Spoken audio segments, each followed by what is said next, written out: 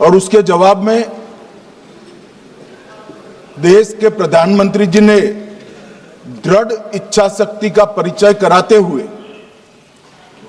Operation सिंदूर की सेना को परमिशन दी और हमारे वीर जवानों ने सटीकता बहादुरी के साथ पाक स्थित आतंकवादी अड्डों को चूर चूर करने का काम किया। वो घटना पर जो बहस हो रही है, इसमें हिस्सा लेने के लिए मैं खड़ा हुआ हूं। माननीय अध्यक्ष जी, सबसे पहले पहलगांव में जो नृशंस हत्या की गई निर्दोष नागरिकों की, धर्म पूछकर उनको मारा गया, इनके परिवार के सामने मारा गया और बड़ी बर्बरता के साथ ये हत्याएं की गई, इसकी मैं घोर निंदा करता हूं। और जो मारे गए हैं इनके परिजनों के साथ अत्यंत हृदय की गहराइयों से मैं संवेदना भी व्यक्त करना चाहता हूं। ऑपरेशन सिंदूर के जवाब में पाकिस्तान के हमारे नागरिक ठिकानों पर गोलीबारी की, इसमें भी कुछ नागरिक हताहत हुए, गुरुद्वारा भी टूटा, मंदिर भी टूटा, जो भी नागरिक उसमें घायल हुए हैं और जो हताहत हुए हैं वो सभी के प्रति मैं पूरे सदन की ओर से गहरी संवेदना व्यक्त करना चाहता हूं। माननीय अध्यक्ष जी, कल से यहां पर पक्ष और विपक्ष दोनों की चर्चा चल रही है और स्वाभाविक है, जब इस तरह की नृशंस घटना घटे देश में तब इस पर मुक्त चर्चा भी होनी चाहिए, चिंतन भी होना चाहिए, आगे न हो इसकी व्यवस्था की भी चिंता होनी चाहिए। माननीय अध्यक्ष जी, मैं विषय पर आने से पहले आपके माध्यम से सदन को और सदन के माध्यम से पूरे देश को ऑपरेशन महादेव जो कल एक हुआ है इसकी जानकारी देना चाहता हूं।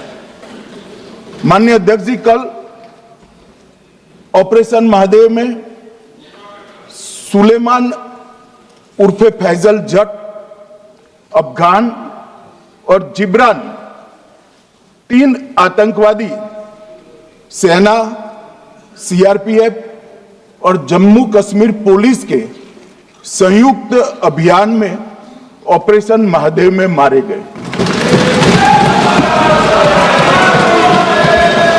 और माननीय अध्यक्ष जी, ये जो सुलेमान है, ए श्रेणी का लश्कर तोयबा का कमांडर था पहलगाम हमले में, और गगनगिर आतंकी हमले में वो लिप्त था। इसके ढेर सारे सबूत हमारी एजेंसियों के पास है। अफगान ए श्रेणी का लश्कर तैयबा का आतंकवादी था और जिब्रान भी ए ग्रेड आतंकवादी था। और माननीय अध्यक्ष जी, मैं सदन को और सदन के माध्यम से पूरे देश को बताना चाहता हूं, जिन्होंने बैसरन घाटी में हमारे प्रवासियों को, नागरिकों को मारा था, ये तीनों आतंकवादी ये थे और तीनों मारे गए।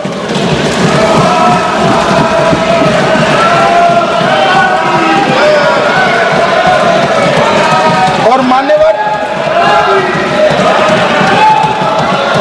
मैं आज इस सदन के माध्यम से सेना के पैरा 4, सीआरपीएफ के सारे जवान जो अभियान में शामिल थे और जम्मू कश्मीर पुलिस के जो जवान थे, वो सभी को सदन और पूरे देश की ओर से बहुत बहुत साधुवाद देना चाहता हूं। माननीय अध्यक्ष जी, मैं इस ऑपरेशन महादेव के बारे में थोड़ा डिटेल में बताना चाहूंगा। ऑपरेशन महादेव की शुरुआत 22 मई 2025 को एक प्रकार से तो जिस दिन हत्या हुई थी उसी दिन रात को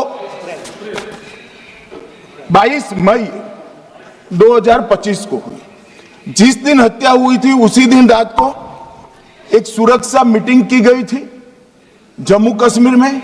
ये पूछ रहे थे, कोई गए नहीं, सिर्फ राहुल गांधी गए। अब आपकी आंख कौन से चश्मे से देख रही है मुझे मालूम नहीं माननीय अध्यक्ष जी। 1 बजे हमला हुआ, मैं 5:30 बजे श्रीनगर में उतर चुका था। माननीय अध्यक्ष जी,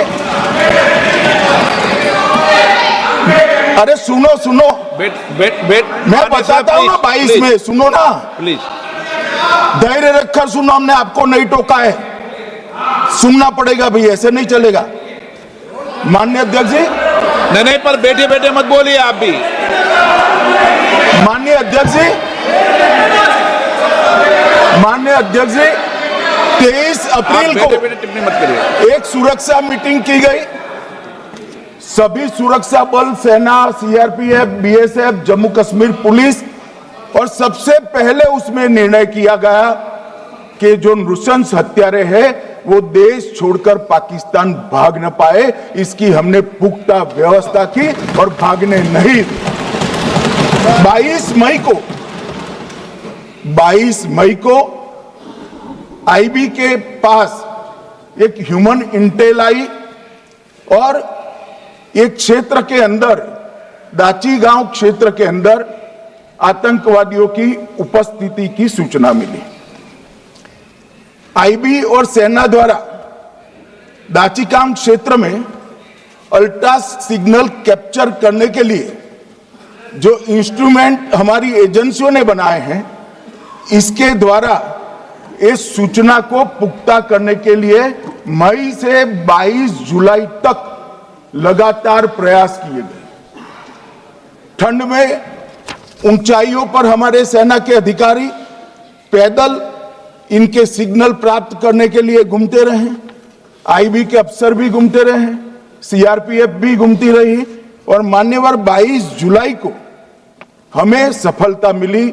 सेंसर्स के माध्यम से आतंकवादी होने की पुष्टि मिल गई। तब 4 पैरा जो हमारी सेना का एक हिस्सा है, उसकी नेतृत्व में 4 पैरा के जवान, सीआरपीएफ के जवान और जम्मू कश्मीर पुलिस के जवान मान्यवर एक साथ ये आतंकवादियों को घेरने का काम किया। सेना, सीआरपीएफ, जम्मू कश्मीर पुलिस की मीटिंग भी की गई। जो 5 ह्यूमन एसेट्स थे उनको भी वहां भेजा गया, और कुल मिलाकर कल जो ऑपरेशन हुआ, इसमें हमारे निर्दोष नागरिकों को मारने वाले तीनों आतंकी मौत के घाट उतार दिए। मान्यवर, तीनों के नाम मैंने बताए हैं, सुलेमान उर्फे फैजल जट, अफगान और जिब्रान। मान्यवर, वो तो एक आशंका थी कि यही लोगों ने घटना की है, मगर मैं बाद में एनआईए की जांच पर आता हूं, एनआईए ने पहले से ही इनको, जिन्होंने आसरा लिया था, वो लोगों को गिरफ्तार कर रखा था। उनको खाना पहुंचाने वाले लोगों को अपने कब्जे में रखा था। तो जब आतंकवादियों के शव श्रीनगर आए, इनसे पहचान कराई गई। 4 लोगों ने पहचान लिया, यही 3 लोग थे जिन्होंने पहलगांव में आतंकी घटना को, मगर हमने इस पर भी भरोसा नहीं किया मान्यवर, कोई जल्दबाजी नहीं की। हमने जो आतंकी घटना स्थान से कारतूस मिले थे, वो कारतूस का एफएसएल रिपोर्ट पहले से करा कर रखा था, और चंडीगढ़ सेंट्रल एफएसएल के अंदर बैलिस्टिक रिपोर्ट के आधार पर उनका रिपोर्ट तैयार था। जब ये कल आतंकवादी मारे गए, इनकी 3 राइफलें पकड़ी गई। एक M9 अमेरिकन राइफल थी और 2 AK-47 राइफल थी। जो कारतूस मिले थे वो भी M9 और AK-47 के भी थे, मगर हमने इससे भी संतोष नहीं माना। ये राइफलों को एक विशिष्ट विमान के द्वारा कल रात को 12 बजे चंडीगढ़ पहुंचा गया और पूरी रात फायरिंग कर कर इसके भी खाली खोखे जनरेट किए गए। 2 खोखों का मिलान किया गया, राइफल की नाली और निकले हुए खोखों का भी मिलान हो गया। तब ये तय हो गया कि इन्हीं 3 राइफलों से हमारे निर्दोष नागरिक मारे गए। और मान्यवर, आज मैं सदन को बताते हुए बहुत खुश हूं। मोदी जी ने ऑपरेशन सिंदूर कर आतंकवादियों को जिन्होंने आतंकवादियों को भेजा था, उनके आकाओं को जमीन में मिलाने का काम किया था। सेना और सीआरपीएफ ने वो आतंकवादियों को भी समाप्त कर दिया। और मान्यवर,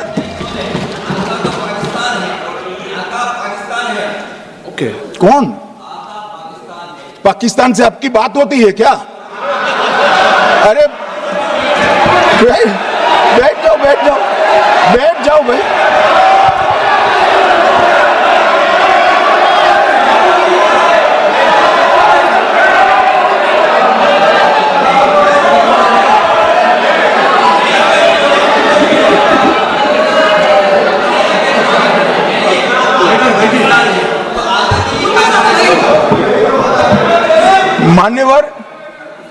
मान्यवर, मैं बताता हूं कैसे इनके आका मारे गए, वो भी नाम के साथ बताता हूं, जगह के साथ बताता हूं, घंटे, मिनट और सेकंड के साथ बताता हूं। मान्यवर, मैं तो अपेक्षा करता था कि जब एक सूचना सुनेंगे पक्ष विपक्ष में खुशी की लहर दौड़ जाएगी, मगर ये स्याही पड़ गई इनके चेहरे। क्या है मान्यवर, किस तरह की पॉलिटिक्स? भाई आतंकवादी मारे गए, आपको इसका भी आनंद नहीं है?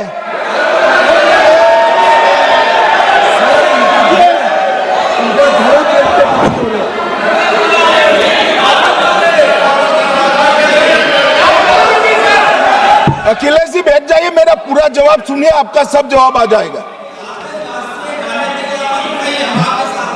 भाई आप आतंकवादियों का धर्म देखकर दुखी मत होइए।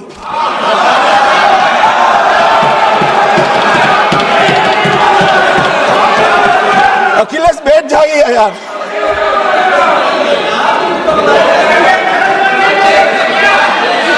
अखिलेश जी बैठ जाइए। मान्यवर, किसी को संशय रखने की जरूरत नहीं है। बैलिस्टिक रिपोर्ट मेरे पास है, मेरे हाथ में है, और 6 वैज्ञानिकों ने इसको क्रॉस चेक किया है। सुबह 4:46 पर फोन पर मुझे 6 ने वीडियो फोन पर कहा है कि 100% वही गोलियां हैं जो वहां चलाई।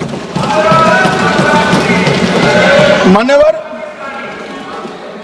ये हमारे देश की सेना, सीआरपीएफ और जम्मू कश्मीर पुलिस, ये तीनों का एक साझा बहुत बड़ा कामयाबी है, जिस पर 140 करोड़ को नाज होना चाहिए, देश की जनता को नाज। मान्यवर, मैं तो गया था वहां पर जब ये घटना हुई। दूसरे दिन इनके परिजनों को मिला था। 6 दिन की शादी वाली बच्ची विधवा होकर मेरे सामने खड़ी थी।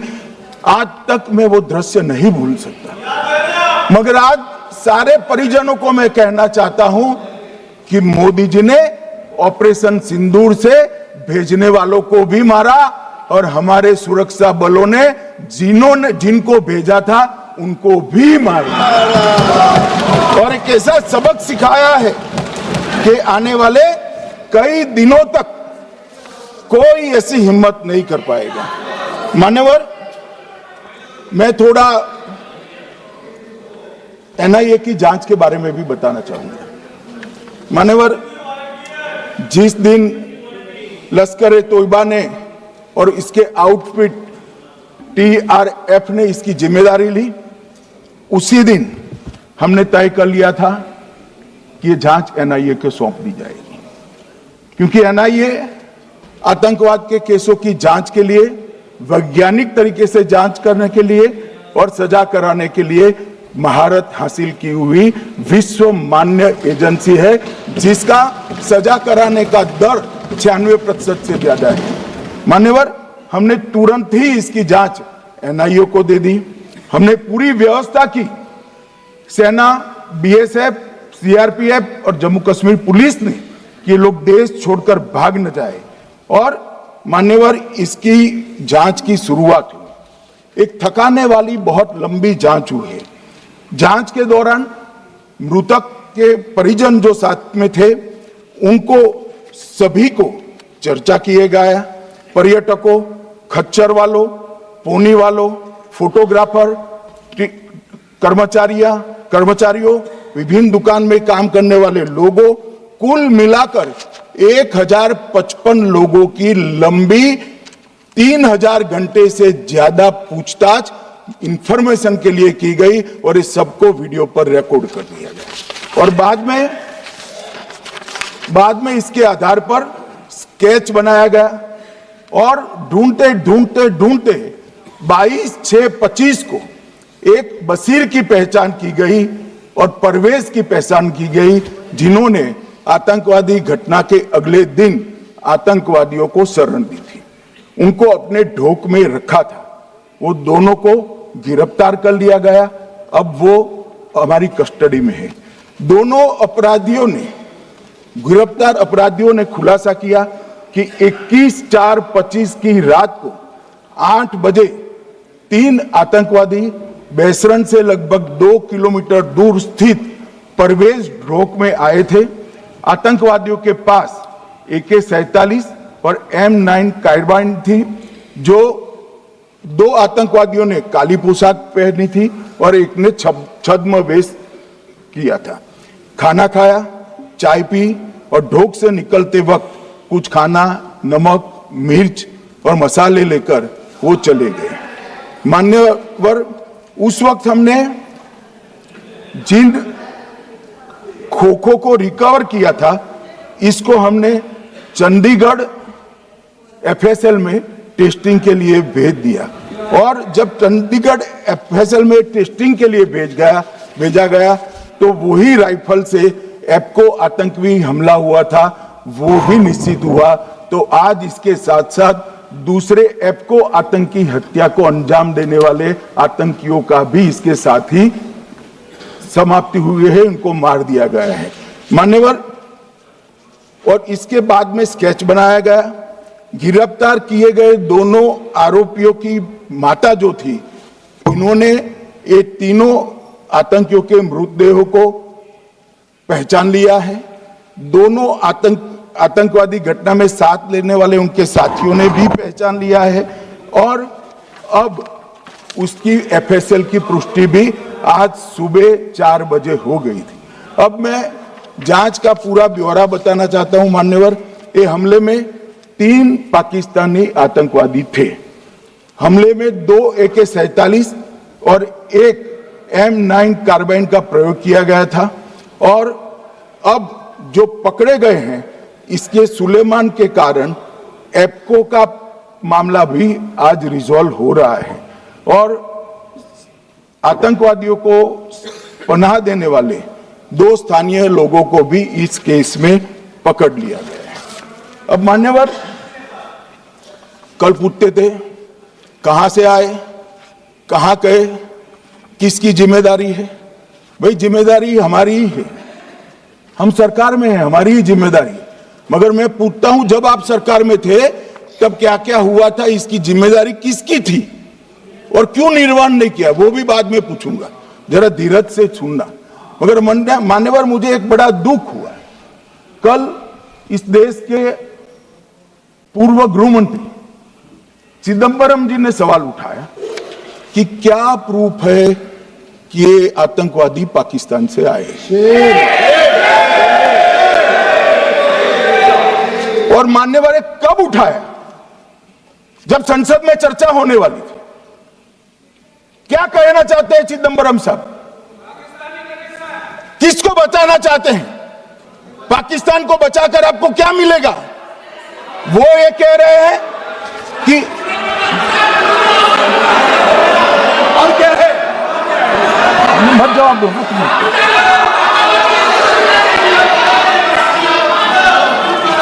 मान्यवर, हमारे पास, मैं आज चिदम्बरम साहब को कहना चाहता हूं, मैं आज चिदम्बरम साहब को आपके माध्यम से कहना चाहता हूं, हमारे पास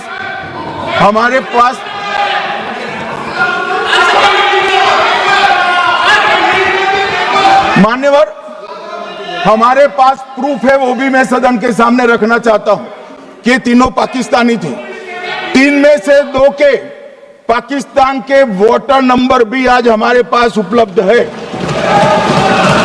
मान्यवर, ये राइफलें हैं, ये राइफलें भी हमारे पास उपलब्ध है।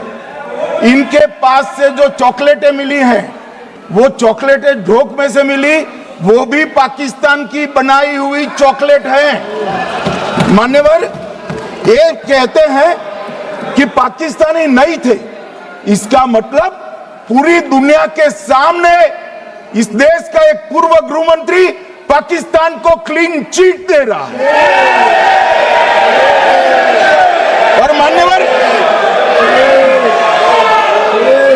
और मान्यवर, वो पाकिस्तानी आतंकवादी नहीं थे, ऐसा बोलकर श्री चिदम्बरम अगर पाकिस्तानी आतंकवादी नहीं थे तो पाकिस्तान पर हमला क्यों किया, वो भी सवाल खड़ा कर रहे हैं। मान्यवर, आज पूरी दुनिया ने हमारे संसद सदस्य गए थे, स्वीकारा था कि हमला पाकिस्तान ने किया है। और इस देश का गृह मंत्री जो कांग्रेस पार्टी से आता है, वो कहता है कि क्या सबूत है। अरे मुझसे मांगते, मैं दे देता, टीवी से मांगते हैं, पूरी दुनिया के सामने उजागर करते हैं, सब सुबह खड़ा करते हैं। पाकिस्तान को बचाने का इनका ये षड्यंत्र आज 130 करोड़ लोग जान रहे हैं। बच नहीं पाओगे आप लोग, बच नहीं पाओगे। मान्यवर,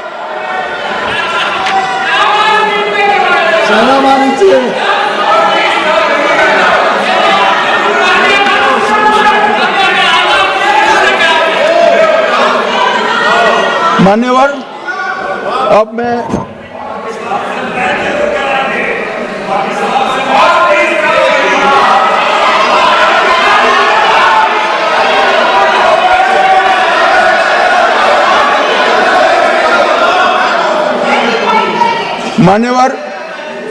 अब मैं पहलगांव आतंकी हमला और ऑपरेशन सिंदूर,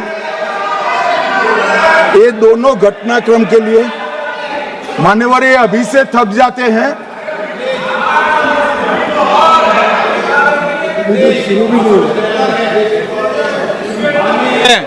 प्लीज बैठिए।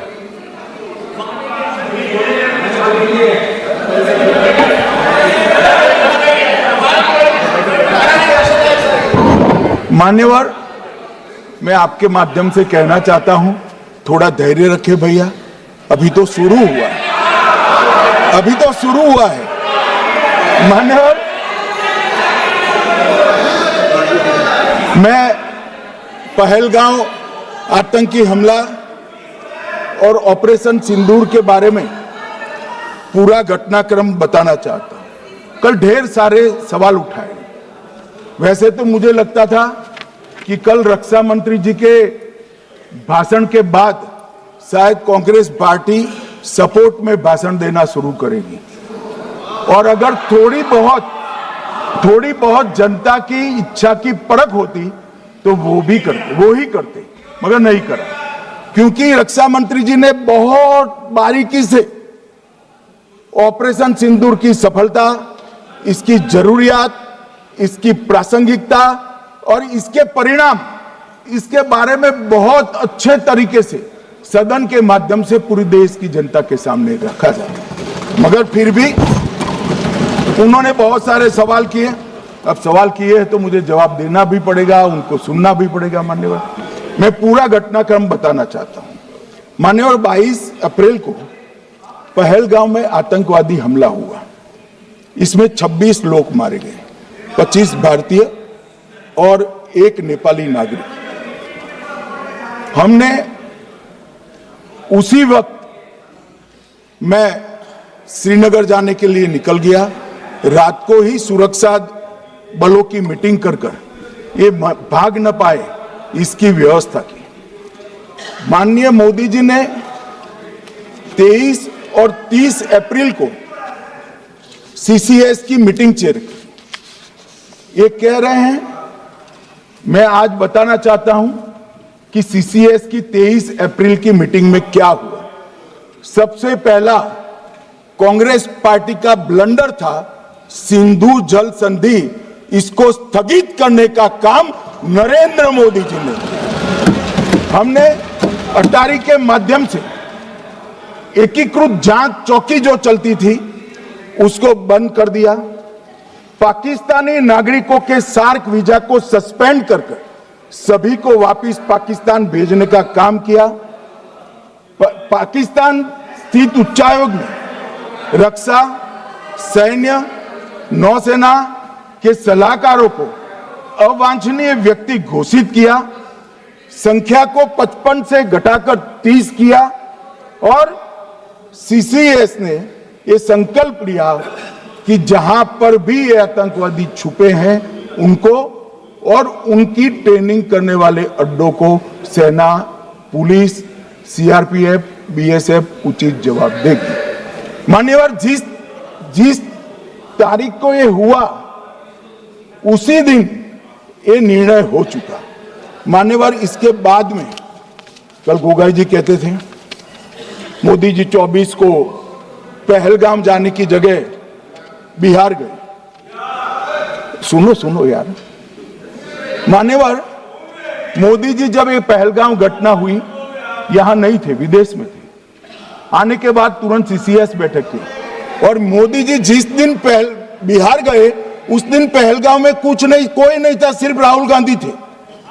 सारे लोग चले गए थे, सारे लोग वहां से अपने अपने ठिकाने पर चले गए थे। मगर इन्होंने एक बात कही, उस पर मेरी आपत्ति है मान्यवर। उन्होंने कहा 24 अप्रैल को चुनावी भाषण किया।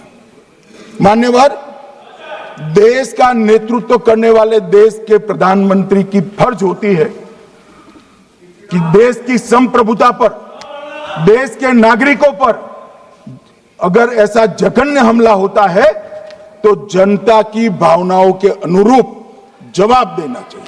मान्यवर, मैं आज आपकी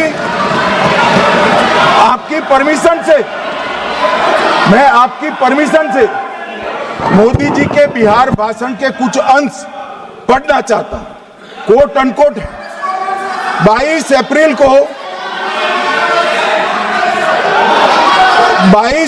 को पहलगाम का यह हमला केवल निहत्थे पर्यटकों पर नहीं बल्कि पूरे भारत की आत्मा पर एक दुस्साहसपूर्ण प्रहार है। आतंकवाद के प्रति दृढ़ और कड़ा रुख, आतंकियों और इसके हमले की साजिश रखने वालों की कल्पना से भी बढ़कर उनको सजा दी जाए।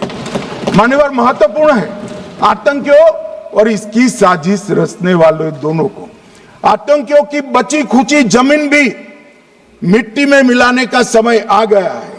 140 करोड़ भारतीय इस बात के लिए एकजुट है कि आतंकी आकाओं की कमर तोड़ दी जाएगी। भारत हरेक आतंकवादी और उनके समर्थकों की पहचान करेगा, उनका पता लगाएगा और उन्हें दंडित करेगा। आतंकवाद कभी भी भारत की आत्मा नहीं तोड़ पाएगा।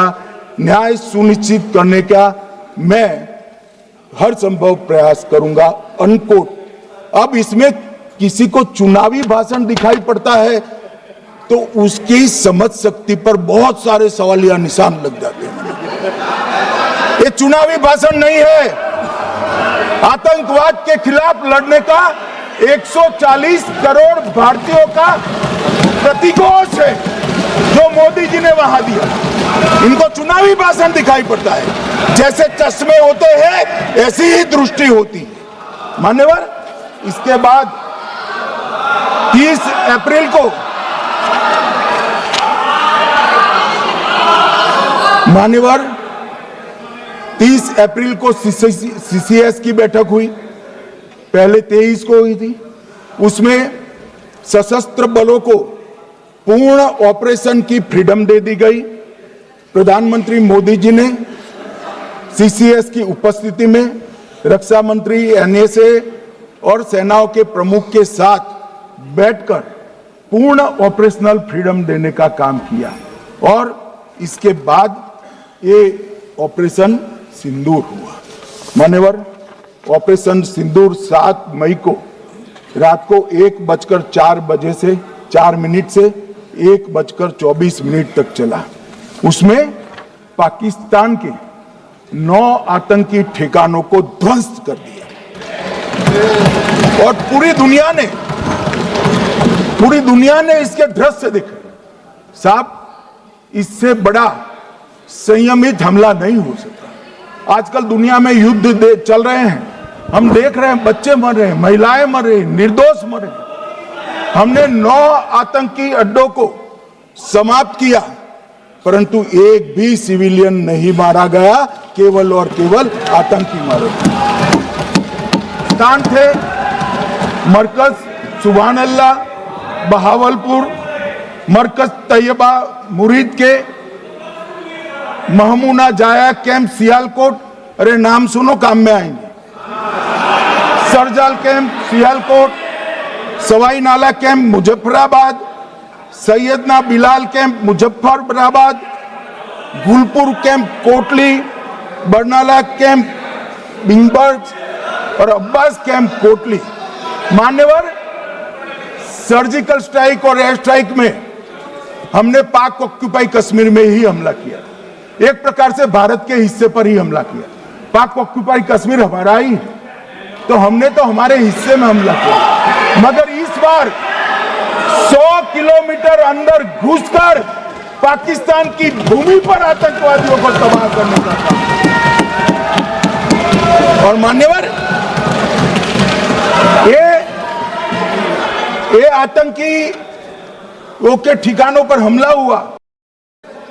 मुदस्सर खादियान, मरकज तैयबा मुरीद का प्रमुख, याकूब मलिक, जेएम पदाधिकारी, मोहम्मद हमसा जमील, जेएम ऑपरेटिव, मोहम्मद यूसुफ अजहर गंभीर रूप से घायल था, फिर मारा गया। जैसे मोहम्मद का आमिर मोहम्मद हसन खान गंभीर रूप से घायल था, फिर मारा गया। जेएम ऑपरेटिव मोहम्मद हसन गंभीर रूप से घायल हुआ। अब्दुल मलिक, खालिद अबू अक्स और नोएम मलिक, इनका कोई पता ठिकाना नहीं। और मान्यवर, ये पूछते थे मुझे कल कि पहलगांव के दोषी कहां गए, वो पहलगांव के दोषी कहां गए। ये जो मैंने, अरे सुनो ना यार, ये जो 10 मैंने नाम पढ़े हैं, इसमें से 8 ये चिदंबरम एंड कंपनी के समय में आतंकवादी घटना घटाने वाले लोगों को नरेंद्र मोदी जी ने मारा। ये हमें पूछते कहां गए। अरे भाई, आपके समय में जो छुप गए थे उनको चुन चुन कर हमारी सेना ने समाप्त कर दिया है। और ये 10 नहीं, कल राजनाथ जी घबराते घबराते बोले हैं, अब ऑथेंटिक शब्द का है, मैं बढ़ा नहीं सकता, मगर कम से कम 100 लोगों को हमारी सेना ने समाप्त, 100 से अधिक लोगों को हमारी सेना ने समाप्त करने का काम। मान्यवर, और इस पर भी गर्व नहीं कर सकते आप, इस पर भी गर्व नहीं कर सकते।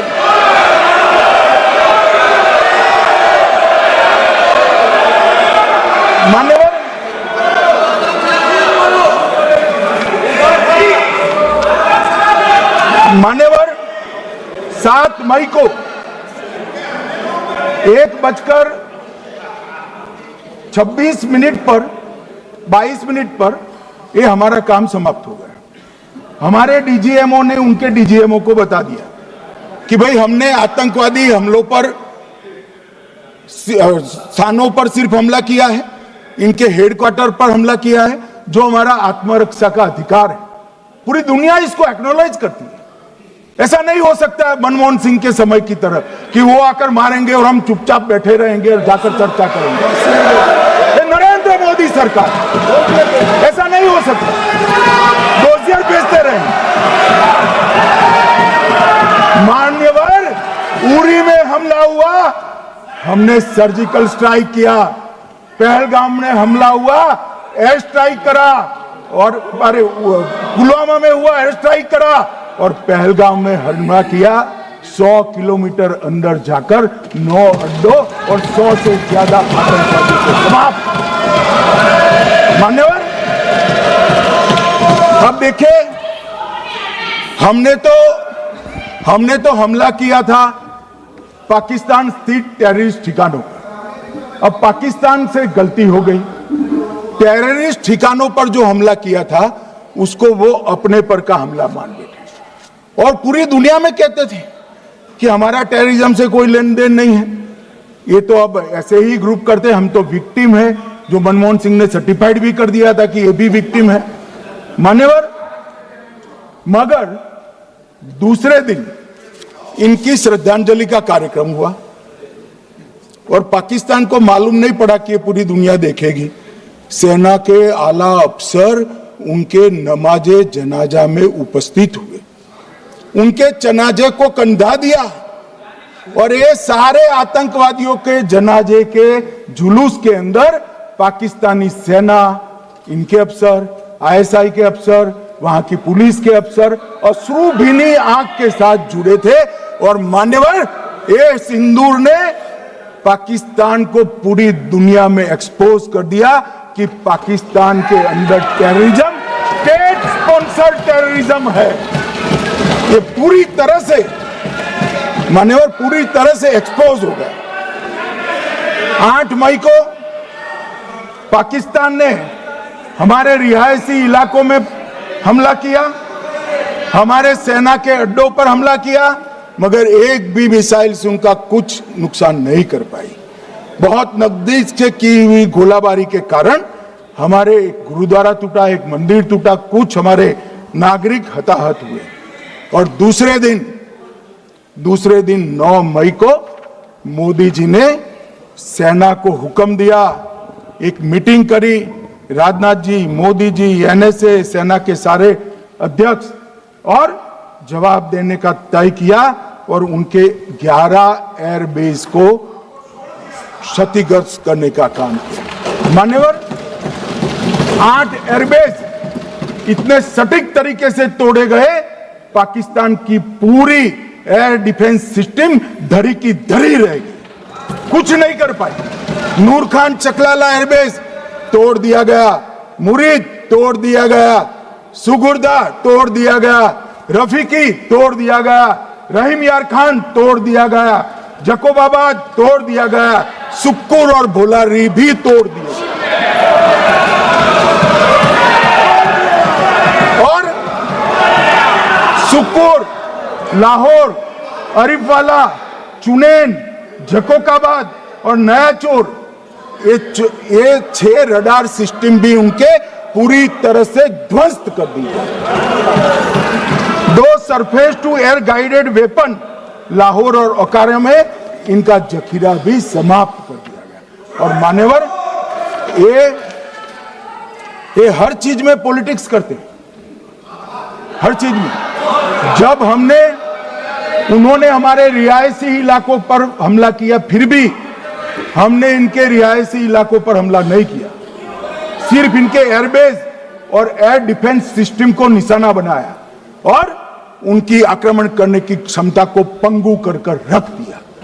हमारी पूरी सेना, पूरी वायुसेना, पूरी नौसेना अक्षुण्ण थी और उनकी हमला करने की क्षमता को हमने छिन्न विछिन्न कर दिया।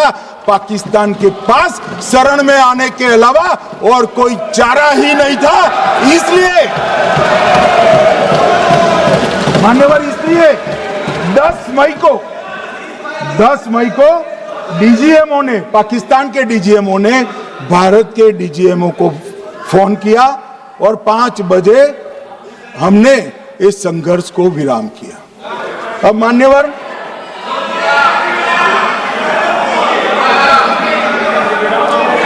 ये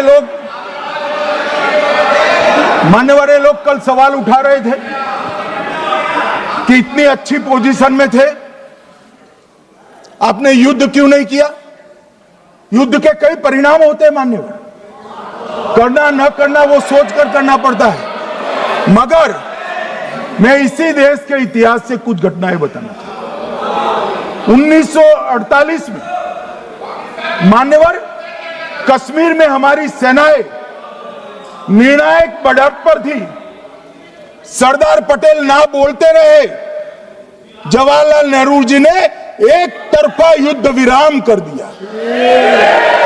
और मान्यवर मैं बड़ी जिम्मेदारी के साथ कहता हूं, मैं इतिहास का विद्यार्थी हूं, पाक ऑक्यूपाई कश्मीर का अगर अस्तित्व है तो जवाहरलाल नेहरू जी की ये युद्ध विराम के कारण है। इसका जिम्मेदार जवाहरलाल नेहरू है।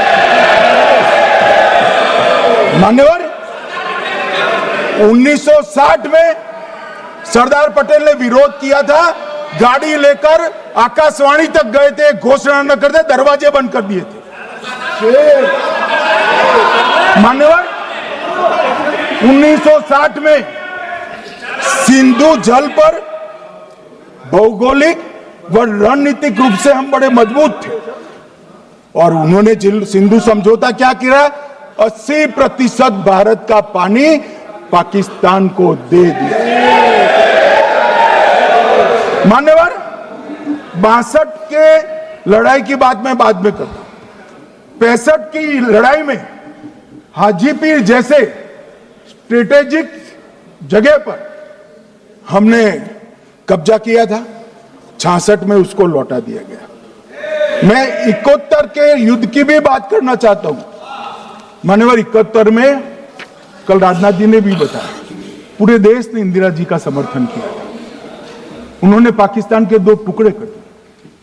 बहुत बड़ी विजय थी भारत की और सदियों तक भारत इस विजय पर गर्व करेगा। हम सब भी करते हैं, हमें कोई आपत्ति नहीं। मगर हुआ क्या मान्यवर?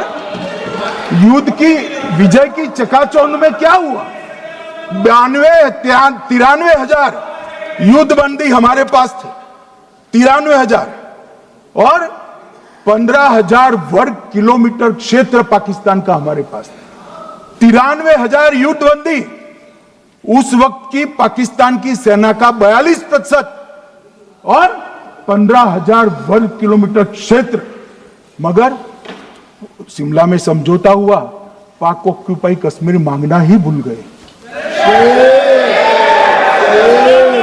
अगर उस वक्त पाक ऑक्यूपाई कश्मीर मांग लेते, न रहेगा बांस न बजती बांसुरी। ये कैंप तोड़ने की जरूरत न पड़ती साहब आपको, हमको।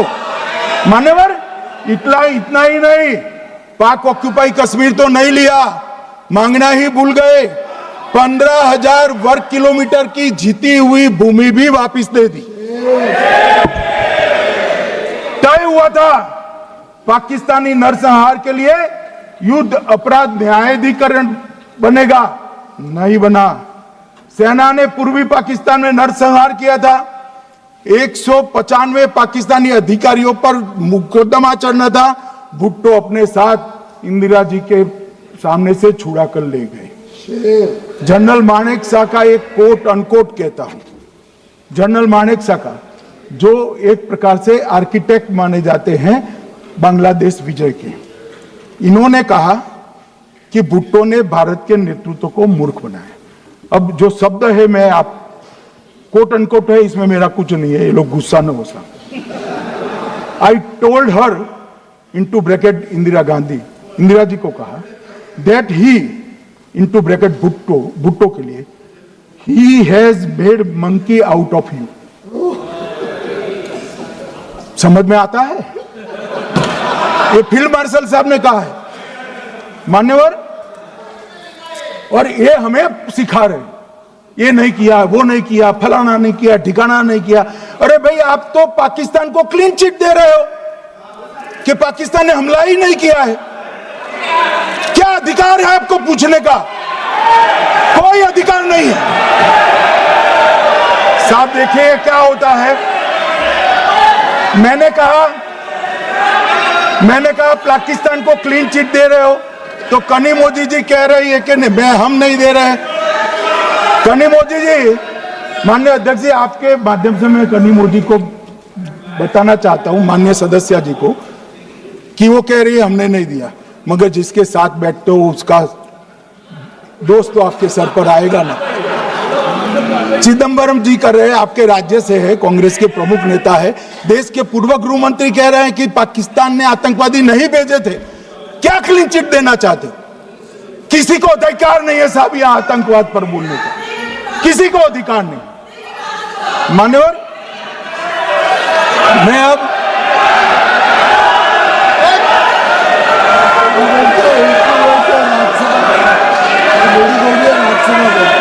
मान्यवर, मैं उनको बताना चाहता हूं, अभी आधा भी नहीं हुआ है, जरा सुनो।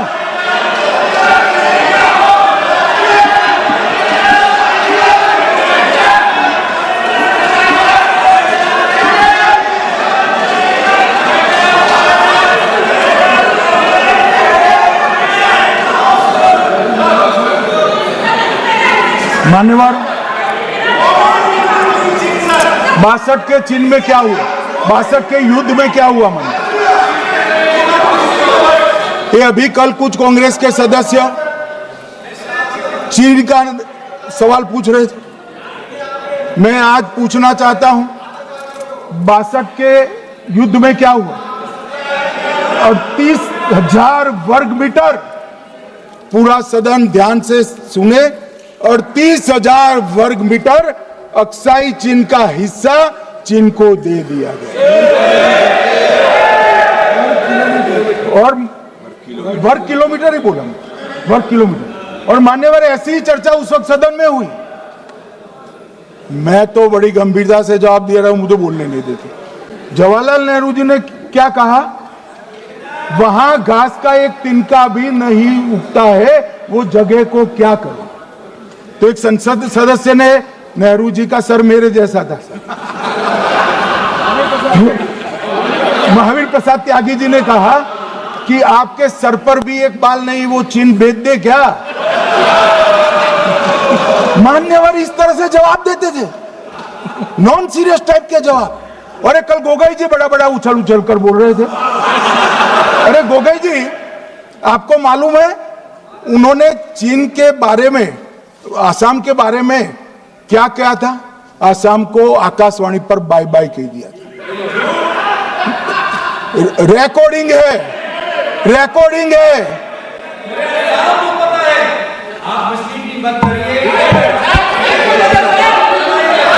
मान्यवर, मैं भी सहमत हूं, मैं भी सहमत हूं, पूरे आसाम को पता है। मान्यवर,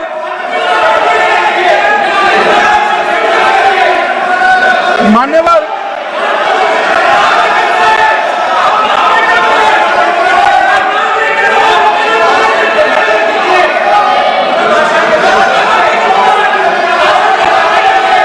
मान्यवर, मुझे मालूम है पूरे आसाम को पता है, इसीलिए तो वो विरोध पक्ष में बैठे वहां पर आसाम में, पूरे आसाम को पता है।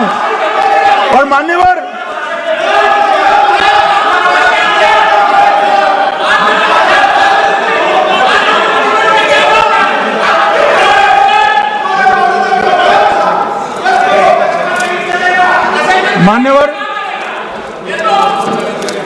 मान्यवर, जोर से बोलने से सत्य को छिपाया नहीं जा सकता।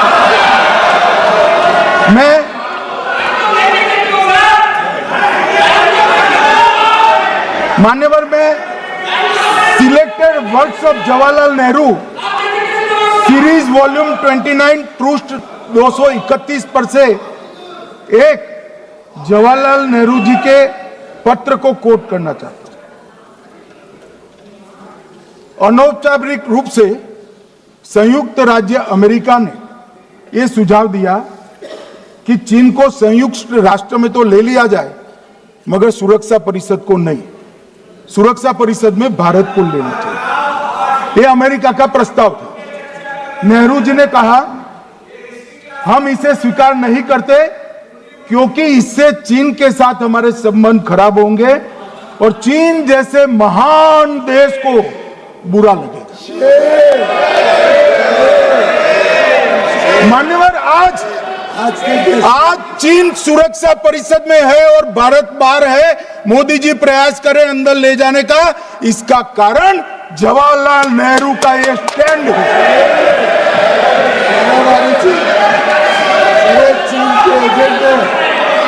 और मान्यवर, ये तो पीढ़ी दर पीढ़ी चलता आ रहा है। राजीव गांधी फाउंडेशन ने चीन के साथ एमओयू कर दिया। अब कहते नहीं है कि एमओयू में क्या था, ये तो बताओ भाई, क्या एमओयू किया था राजीव गांधी फाउंडेशन ने। और जब डोकलाम में हमारे सेना के जवान चीन की सेना के सामने आंख में आंख डालकर बैठे थे, वो चीन के राजदूत के साथ राहुल गांधी मीटिंग कर रहे थे। ये मान्यवर ऐसा नहीं है। जवाहरलाल नेहरू, सोनिया गांधी, राहुल गांधी, तीन पीढ़ी तक ये चीन का प्रेम उतरता जा रहा है।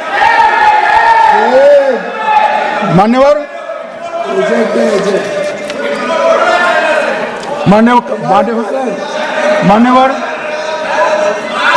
मैं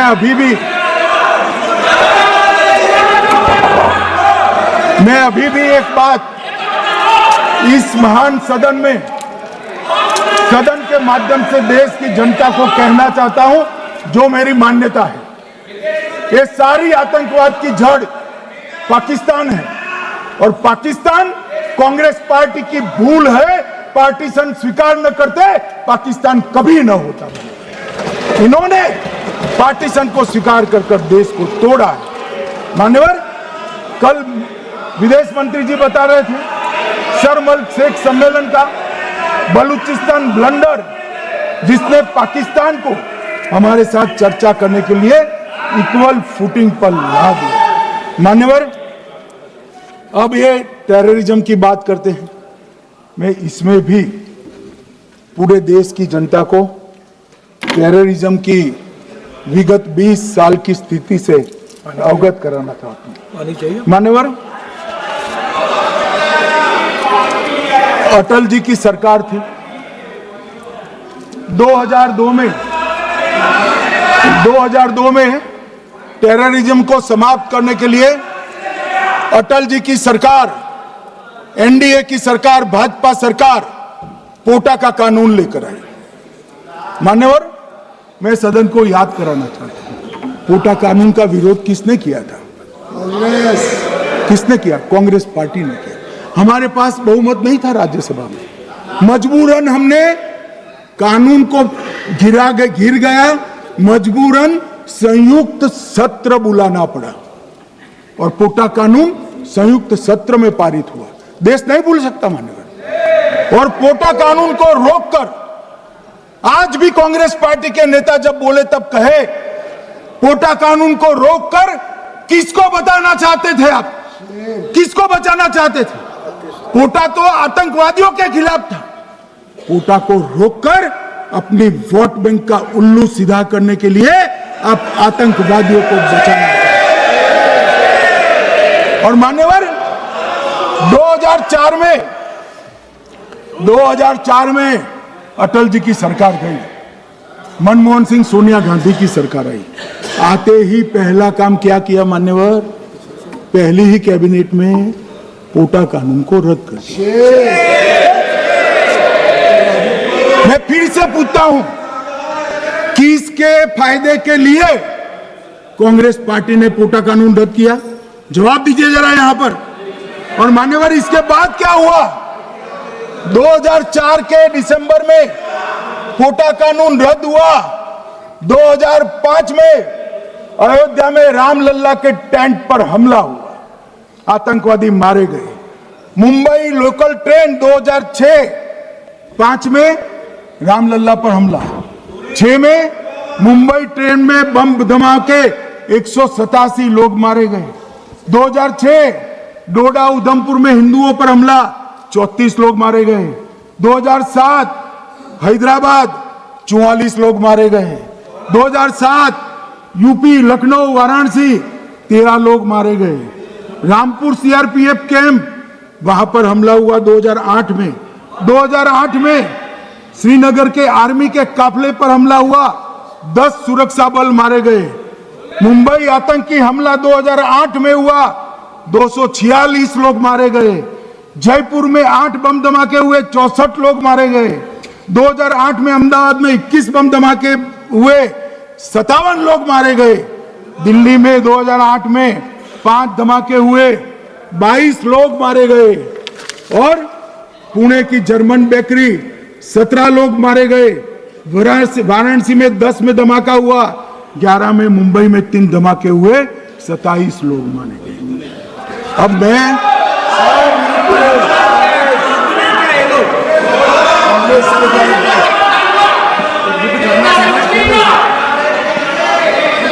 मान्यवर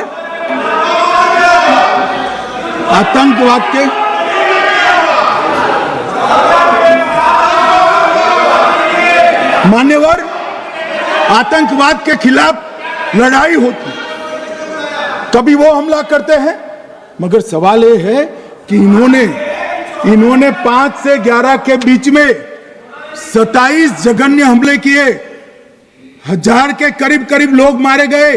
आपने क्या किया? क्या किया आपने? जवाब दीजिए, क्या किया? और मैं राहुल गांधी जी को चैलेंज देना चाहता हूं, इन्होंने इस आतंकवादी हमलों के खिलाफ उनकी सरकार ने जो कदम उठाए, यहां खड़े रहकर हिम्मत से बताए देश की जनता को, कुछ नहीं किया मान्यवर। ये यहां से आतंकवादियों की फोटो पाकिस्तान भेजते रहे, डोजियर भेजते रहे। और मान्यवर ये कहते हैं कि आपके समय में भी हमले हुए। मैं उनको अंतर समझाना चाहता हूं, वो देख नहीं पा रहे। मान्यवर, हमारे समय में जो भी आतंकवादी घटना हुई, पाक प्रेरित और कश्मीर सेंट्रिक हुई। देश के हिस्से में 2004 से 2014 से 2025 तक एक भी घटना नहीं हुई है मान्यवर। ये नरेंद्र मोदी सरकार है मान्यवर। और कश्मीर में भी आज स्थिति ऐसी हुई है, उनको पाकिस्तान से आतंकवादी भेजने पड़ते हैं। कश्मीर में आतंकवादी अब हमारे नहीं बनते हैं मान्यवर। और मैं सलमान खुर्शीद जी को भी याद करना चाहता हूं। एक बार मैंने बड़े सवेरे में नाश्ता करता था, टीवी पर उनको रोते हुए देखा। मुझे लगा क्या हुआ, कोई बड़ी घटना हो गई। तो रोते रोते वो श्रीमती सोनिया गांधी के घर से बाहर आ गए कि बाटला हाउस की घटना देखकर सोनिया जी फूट कर रो पड़ी। अरे रोना था तो शहीद मोहन शर्मा के लिए रोते, बाटला हाउस के आतंकवादियों के लिए रोना आता है। और मान्यवर ये हमें पूछते हैं कि आपने क्या किया? कोई अधिकार नहीं है पूछने का, कोई अधिकार नहीं है मान्यवर। अरे हमें पूछते थे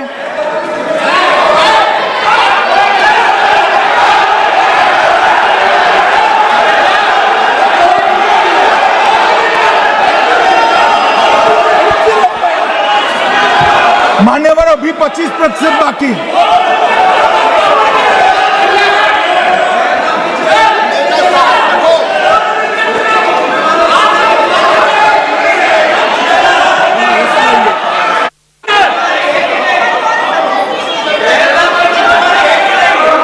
बैठिए, जवाब दे रहे हैं ना आपका, जवाब दे रहे हैं आपका।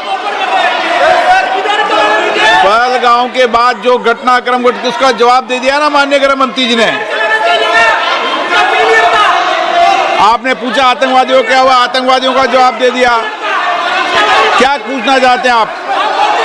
आपने हर सवाल पूछा, हर सवाल जवाब सुनिए माननीय गृह मंत्री जी। मान्यवर,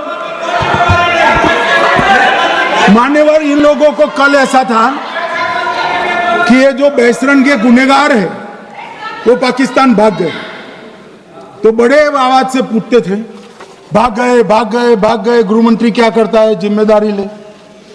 हमारी तो सेना ने ठोक दिया, सीआरपीएफ ने ठोक दिया मान्यवर।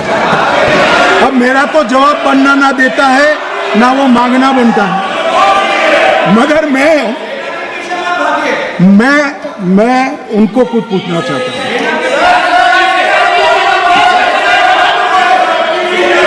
मान्यवर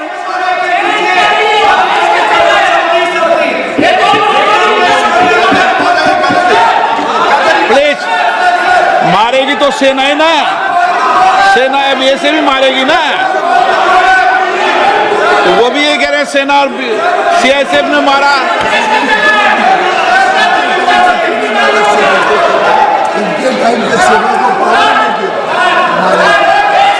मान्यवर ये कहते हैं, साहब इसको बिठाओ जरा।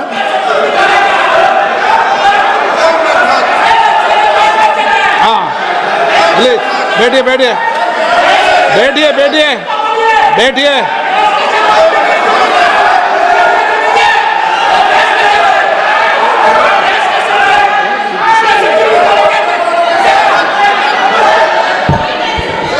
सबको मान्यवर ये लोग मुद्दा उठाना चाहते हैं तो जरूर उठाए।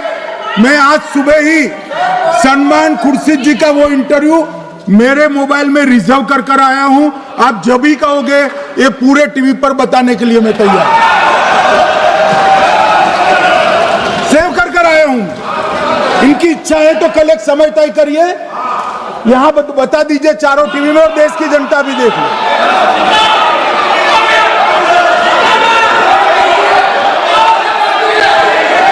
मान्यवर कह रहे हैं बताओ, आप बताओ, बताना है या नहीं बताना? ले पूछो ना उनको।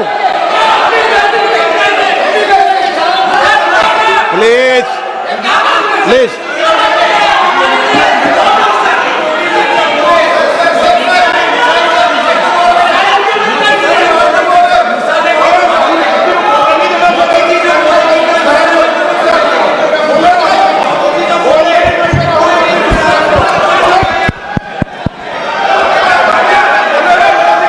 बिट्टू बैठ जा। मान्यवर ये पूछ रहे थे कि क्यों भाग गए। अब मेरा समय काफी जाया गया, मैं जरा संक्षिप्त में कहता हूं, घटनाओं पर नहीं जाऊं। दाऊद इब्राहिम कासकर 1986 में भागा, श्री राजीव गांधी की सरकार। सैयद सलाउद्दीन 93 में भागा, कांग्रेस की सरकार। टाइगर मेमन 93 में भागा, कांग्रेस की सरकार। अनीस इब्राहिम कासकर 93 में भागा, इनकी सरकार। रियाज भटकल 2007 में भागा, इनकी सरकार। इकबाल भटकर 2010 में भागा, इनकी सरकार। मिर्जा सादाब बेग 2009 में भागा, इनकी सरकार। अब मान्यवर मेरा तो जवाब मांग लिया, हमारे सुरक्षा बलों ने मेरा जवाब भी दे दिया, अब राहुल गांधी इसका जवाब दे।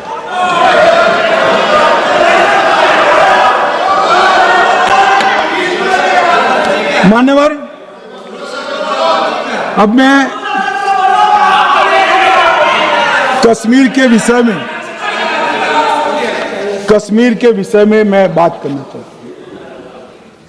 कल कहते थे कि गृह मंत्री ने भाषण किया था कि 370 की कलम जाएगी तो आतंकवाद कम हो जाएगा। क्या हो? मान्यवर मेरा हिसाब देना बनता है।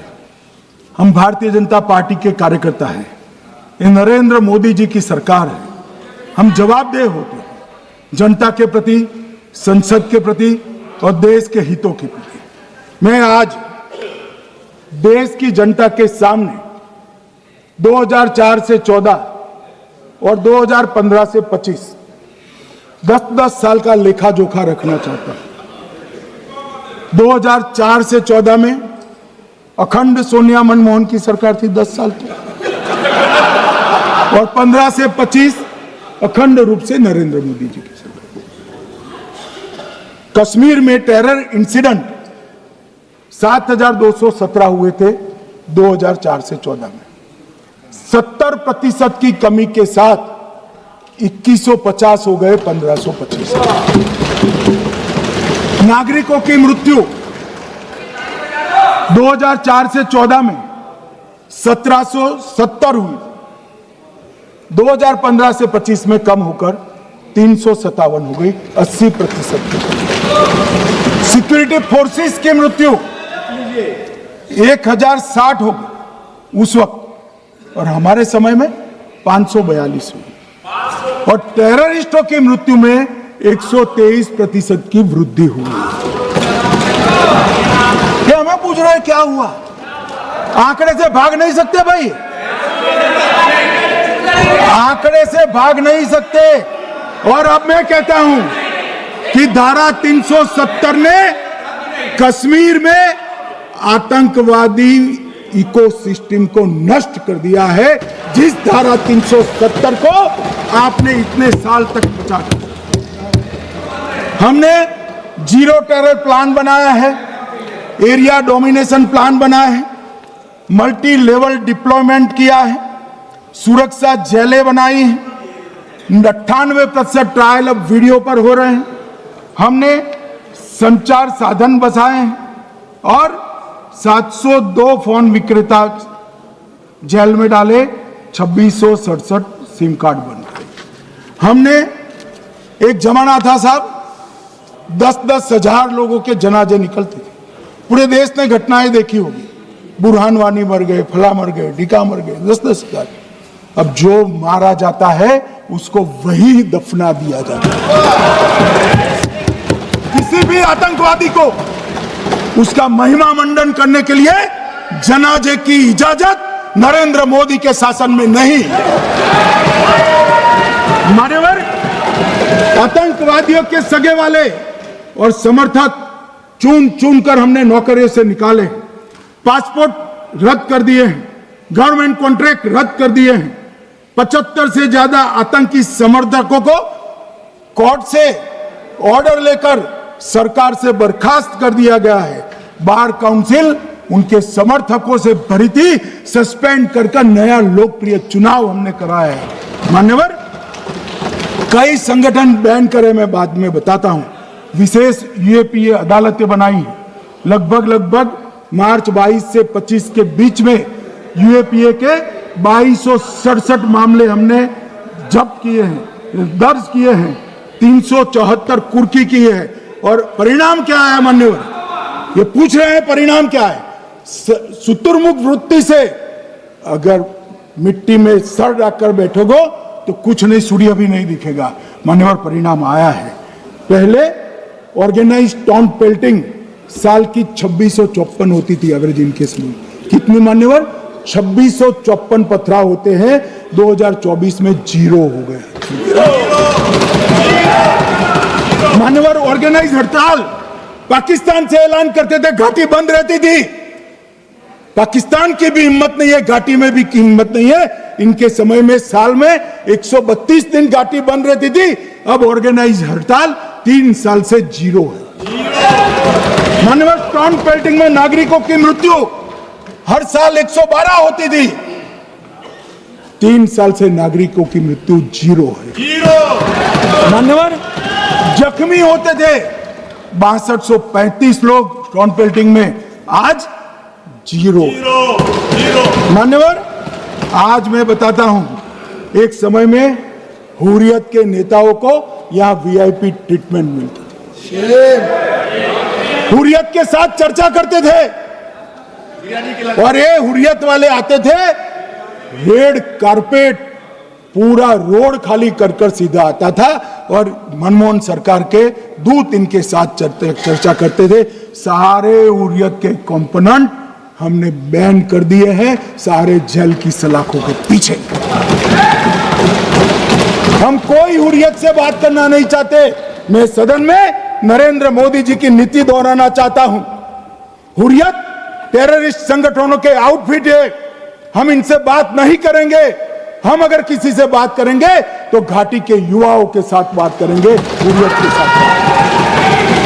मान्यवर, चुनाव के दौरान डर का माहौल होता था, अब 98.3% मतदान हुआ पंचायत चुनाव। कांग्रेस की बंद बहिष्कार का समय बंद हो गया। सेपरेटिस्ट बात करना चाहते थे, अब वो नहीं कर सकते। और मान्यवर, 2019 के बाद हमने कितने संगठन बैन करे, मैं बोलना चाहता हूं, थोड़ा समय चाहिएगा मान्यवर। The TRF people's anti fascist front, Tehreek ul Mujahideen, Jamaat ul Mujahideen Bangladesh Hindustan, Jammu Kashmir Ghaznavi force, Khalistan tiger force, Hizb ut Tahrir, जमाते इस्लामी, जो जमाते इस्लामी ने पूरे पाकिस्तान के अंदर एक प्रकार से अलगाववाद का जहर घोला, वो जमाते इस्लामी आज बंद कर दिया गया। Jammu Kashmir liberation front, Jammu Kashmir democratic freedom party, Muslim league Jammu Kashmir, Tehreek Hurriyat, Muslim conference सुमजी गुट, Jammu Kashmir national front, Jammu Kashmir people's freedom league, Jammu Kashmir people's league, Jammu Kashmir Ittehadul Muslimeen Awami action committee, Sikh for justice और पॉपुलर फ्रंट ऑफ इंडिया को भी हमने बैन किया। और ये शांति ऐसे नहीं हुई है। और ये कहते हैं कि एक भी घुसपैठ नहीं होती है। कभी गए हो आप पाकिस्तान? तो कई बार गए हो गई आप सीमा पर गए हो? पाकिस्तान तो कई बार गए हो, फिर से बोलता हूं, सीमा पर गए हो, सीमा के माध्यम से पाकिस्तान गए हो। हमारे जवानों की कठिनाई देखो साहब, -43 डिग्री में पहाड़ पर रहकर नदी नालों के बीच में चौकी करते हैं। कोई घुस गए तो क्या हुआ? कोई घुस गया वो बचेगा नहीं। यहां हम उसको या तो अरेस्ट करेंगे या तो एनकाउंटर में वो मारा जाएगा, बचेगा कोई नहीं। इनको सीमा की भौगोलिक कठिनाइयां मालूम नहीं। वहां मान्यवर कई नदी नाले हैं, वेग से पानी आता है, -46 डिग्री टेम्परेचर है, नीचे सुरंगें बनाते हैं। और ये तो ऐसे कह रहे हैं घुस गए। अरे भाई, आपके मन में तो, आपके समय में तो घुसने की जरूरत ही नहीं थी। आप बुलाते थे वीजा देकर, क्यों घुसेंगे? घुसने की जरूरत ही, जैसे आप पाकिस्तान जाते हो वैसे वो यहां आते। मान्यवर, अब ये कैसे हमें पूछ सकते हैं? मान्यवर,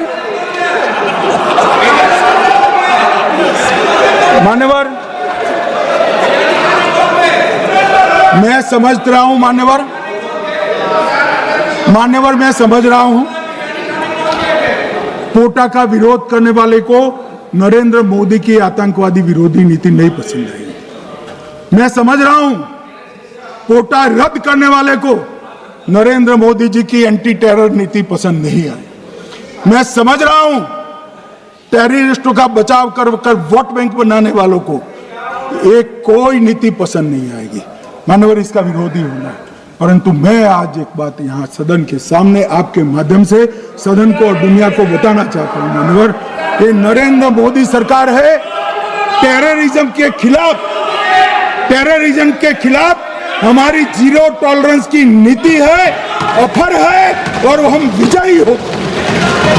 और मान्यवर, मैं फिर से अंत में ऑपरेशन महादेव में जुड़े हुए सेना, सीआरपीएफ और जम्मू कश्मीर पुलिस के सभी जवानों को 2 हाथ जोड़कर प्रणाम कर बहुत बहुत साधुवाद।